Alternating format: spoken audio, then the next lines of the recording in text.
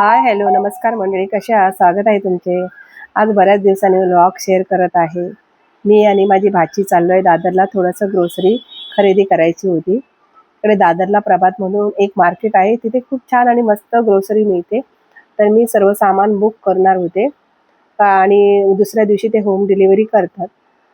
त्यामुळे मी जाणार होते आणि म्हणून मी केली होती. आणि आम्ही बऱ्याच दिवसांनी बाहेर पडले नव्हते घरामधून. आणि आज पहिल्यांदाच म्हटलं भाची आहे, भाची आणि मी चला जाऊया. आणि आमचा प्रोग्राम ठरला होता थोडंसं बाहेर जाऊया सर्वांनी मिळून.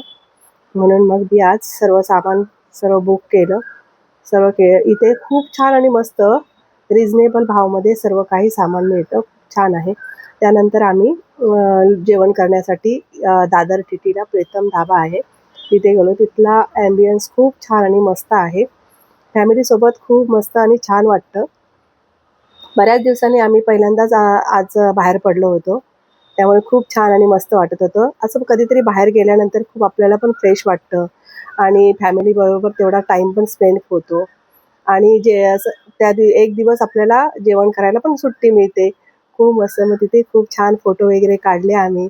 खूप मस्त. आणि इथे रोटी छान, ही रोटी एकदम करारी सुंदर होती. आणि प्रत्येक वेळेला आम्ही ज्यावेळेला इथे येतो त्यावेळेला ही रोटी नक्की आणि हे 2 ड्रिंक होते, पेरू का चस्का आणि लाईम मसाला. खूप सुंदर आणि मस्त होते आणि टेस्टला पण खूप छान होते. सर्वच जेवण खूप छान असतं आणि आम्ही येतो. पण एक असतं की सर्व फॅमिलीबरोबर खूप छान आणि मस्त वाटतं. माझी भाची पण आलेली होती, त्यामुळे चला आपण बरेच दिवस झाले होते, आम्ही गेलो पण नाही बाहेर. आणि हे पेरू चस्का मला खूप आवडलं आणि टेस्ट पण खूप छान आणि मस्त होती त्याची. आणि आम्ही खूप मस्त गप्पा गोष्टी करत छानपैकी जेवण केलं. एक दिवस जेवणाला पण विश्रांती आणि फॅमिलीसोबत टाईम पण स्पेंड केला जातो मुलांबरोबर.